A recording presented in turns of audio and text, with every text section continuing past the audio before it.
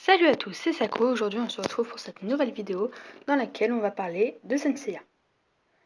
Oui, je sais, Senseiya, j'en ai déjà parlé dans une vidéo, mais il faut savoir que vu que cette série est sortie dans les années 80, donc elle n'est pas jeune, et en plus comme l'univers est très vaste, et ben, il y a forcément eu plein de spin-offs, et c'est de ça dont on va parler. Donc Senseiya a eu plein de spin-offs, comme je l'ai dit.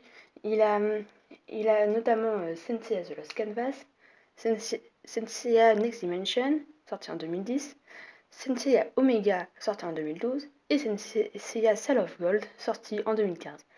Donc aujourd'hui, je vais plus m'attarder sur Senseiya Omega, qui est considéré pour beaucoup comme une série qui n'aurait pas dû exister. Mais, mais je vais vous montrer quelques points positifs et négatifs sur Senseiya, sur Senseiya Omega, comme quoi il n'y a pas que des points négatifs. Bon, donc commençons tout de suite avec ses personnages. Donc il faut savoir que les personnages de Senseiya Omega ressemblent énormément à ceux de la première génération de Senseiya, c'est-à-dire CH, Hiryu, Yoga, Shun et Iki. Bon, après ils y ressemblent beaucoup, mais c'est normal, c'est une suite, donc forcément ils vont beaucoup ressembler au niveau caractère. Enfin, pour la plupart des spin-offs, ça marche comme ça. L'histoire se passe environ 20 ans après la série d'origine. Enfin, je dis ça après les arcs d'Hadès, bien sûr.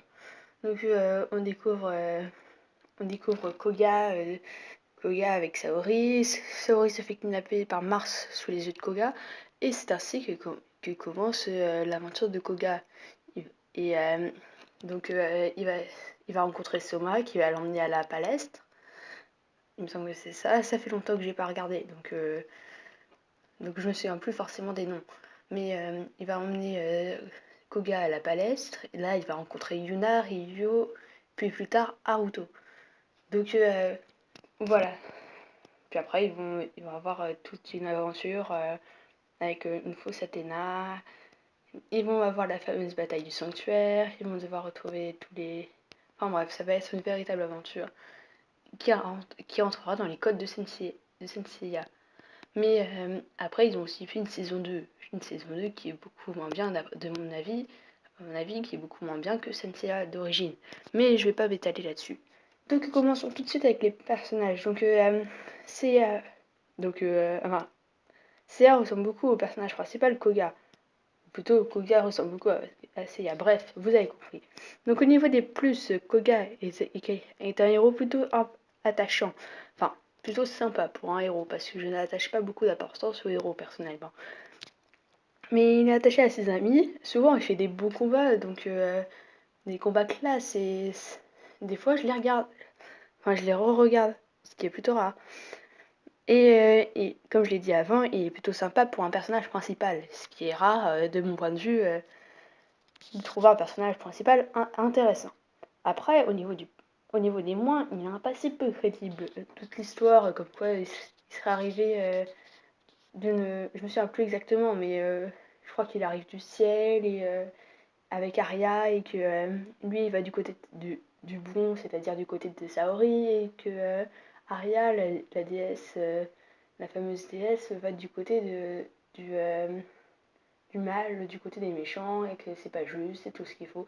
Enfin bref, c'est pas super crédible. Ce serait mieux s'il avait un véritable passé avec des parents et ce genre de choses. Mais on va pas s'affaler là-dessus énormément parce que c'est pas tout le défaut. C'est pas énorme comparé au personnage. Après, on a Yuna, la seule fille de l'équipe.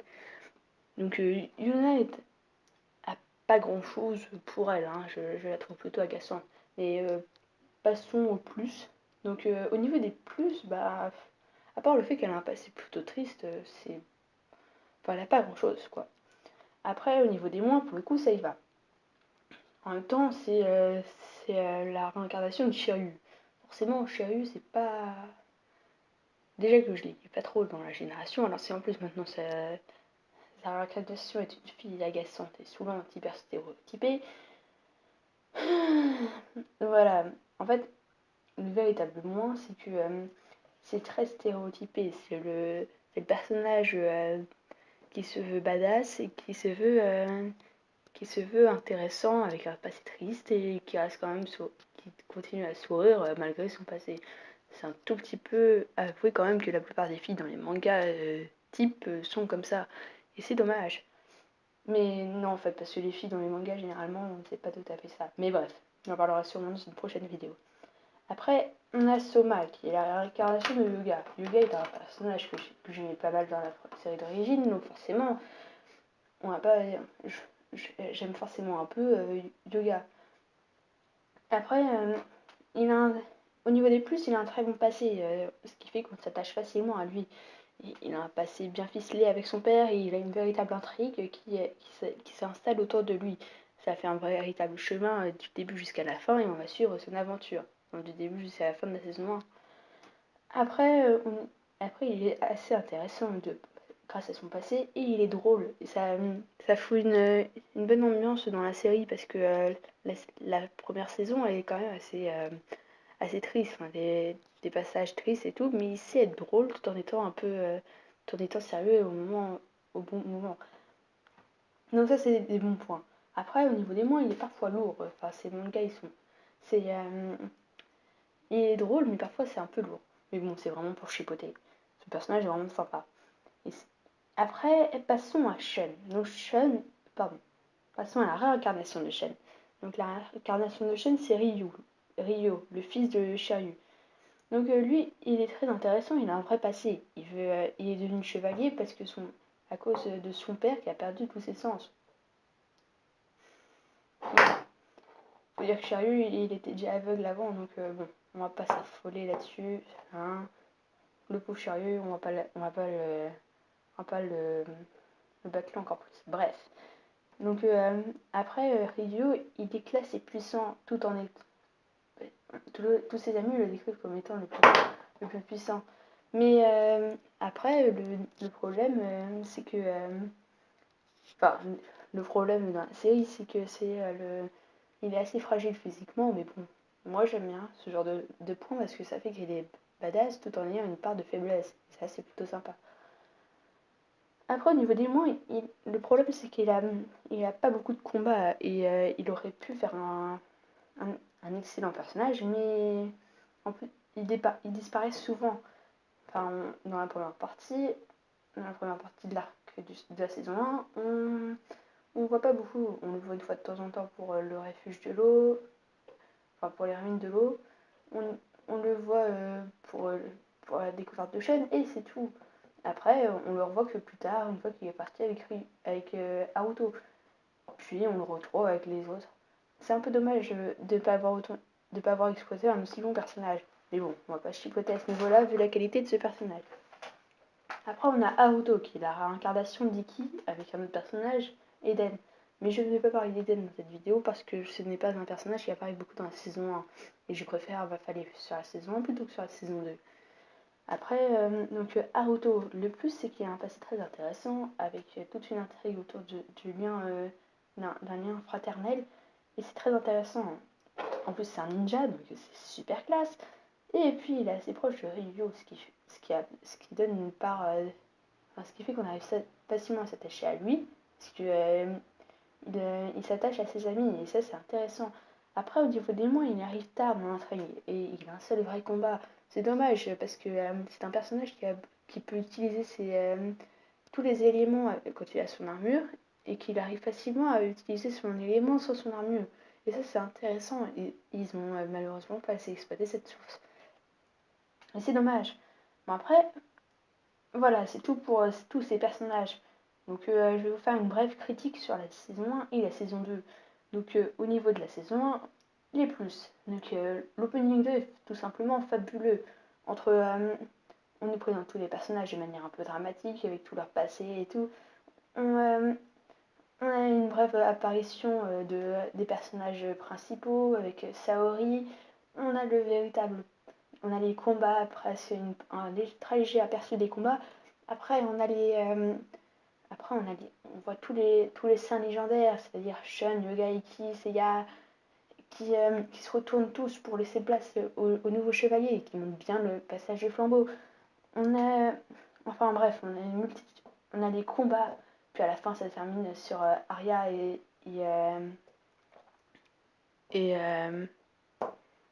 Arya et la fille, je me souviens plus comment, Sonia. Arya et Sonia qui essayent toutes les deux de prendre une bulle de lumière, et ça c'est beau. Donc voilà, cet opening 2 c'est tout simplement fabuleux, et en plus il a une très belle musique. Puis on termine sur une belle image, un très beau plan de tous les chevaliers avec des images. Ouais, bref, ce générique résume extrêmement bien cette série. Après, au niveau il a un concept intéressant cette saison 1, c'est bien fait. Le fait que ça recherche qu'il recherche les personnages, enfin, que ces personnages soient recherchés, que la quête un peu pour protéger la fausse déesse. Enfin bref, tout ça c'est super bien fait et j'ai beaucoup apprécié. Après, la deuxième partie, on reprend la très bonne bataille du sanctuaire. Et en plus, ils ont refait ça à leur sauce. C'est très bien fait et j'ai beaucoup apprécié cette partie-là. Bon, après, on va pas se cacher, il y a aussi le très bon passé de flambeau. Par exemple, on revoit tous les personnages après la série. On voit Shun, Nikki, Yoga, Seiya, Saori. Enfin, on voit comment ils ont évolué ces personnages. C'est un peu comme vous voyez les plusieurs générations de Dragon Ball avec la partie de Majin Buu. Bah voilà, c'est ça, tu vois. On voit tous les comment les personnages ont évolué, ce genre de choses. Et ça, c'était très intéressant. Donc, on voit tous les seins et ça fait le très bon passé de flambeau. On voit bien que une nouvelle génération peut prendre place. Et puis après, au niveau des mois, on a quelques petites choses prévisibles, mais bon, dans toutes les séries, on peut se douter de quelque chose, donc c'est pas un défaut en soi. Après, au niveau de la saison 2, je vais commencer par les moins, parce que voilà. Donc, au niveau des moins, tout est super prévisible, ça gâche tellement l'intrigue, on se doute carrément de tout ce qui va arriver. Ça, attention, à partir de maintenant, il va y avoir des spoils. Donc, on se doute parfaitement que Subaru va être le dieu méchant et tout, ça se voit. Le fait du personnage qui devient très, très gentil et tout, puis après qu'ils sont sur le méchant, c'est déjà vu. Puis les openings, ils sont nuls, les armures sont vraiment nulles, enfin moches. Subaru, le personnage ajouté à cette saison, est carrément insupportable. Et les légendaires ne servent à rien. Parce qu'ils apparaissent à un moment donné, mais bon, pour ce qu'ils font, ils auraient pu rester dans leur placard. Mes persos principaux, genre Ryuyo, Soma, Yuna, qui était un personnage super important, hop là à la benne. Haruto, c'est pareil. Donc voilà. Les méchants sont nazes. Et le scénario est pourri. Donc enfin bref. Bon, au niveau des plus, il y a un plus que j'ai beaucoup apprécié. Le méchant Europe. Celui-là, il a un côté un peu psychopathe, un côté un peu sympa qu'il n'y avait pas dans Senseiya normal. Mais bon, après, ce personnage, aussi intéressant qu'il soit, il ne pourra pas rattraper tous les points faibles de cette série. Enfin, de la seconde partie. Parce que c'est dommage. Parce que, en bref, Senseiya Omega aurait pu être un super animé si elle se serait arrêtée à la première saison. Parce que la première saison est tout simplement excellente, mais la seconde, bah. Donc sa première saison avec de bons persos, une intrigue intéressante, et en plus elle a de bons openings. Donc ça aurait pu être une excellente saison, une excellente suite, un peu comme un épilogue, quelque chose qui clôture bien la saga de Senseiya. Mais il fallait qu'ils gâchent tout avec la saison 2. Ils ont fait comme la partie 2 de SAO, si vous voyez ce que je veux dire. Et, sauf que la partie de SAO c'était 10 épisodes, alors que là c'est quasiment une cinquantaine d'épisodes. C'est nul. Après, les openings sont nuls. C'est du pompage raté de Senseiya normal. Parce qu'on voit les fusions, Senseiya et tout. Les, euh, les passages super intéressants. Enfin bref, c'est pas terrible. Et puis les scénarios est raté de chez raté. Et des persos très avant très intéressants deviennent inutiles et déjà vus. Par exemple, Soma, le gars classe et drôle, devient d'un coup un prof. Ryu, le gars posé, voit un grand respect à son père, se met à faire sa crise d'ado. Yuna, la fille se battant corps et âme pour la justice, se dit ouin, j'ai tué trop de gens. Naruto, le gars badass, devient un chanteur de rock. Non mais sérieusement, ça devient nul là. Enfin bref, merci d'avoir regardé. Laisse un com, je reprendrai forcément. C'était les spin-offs de Senseiya. Allez, ciao!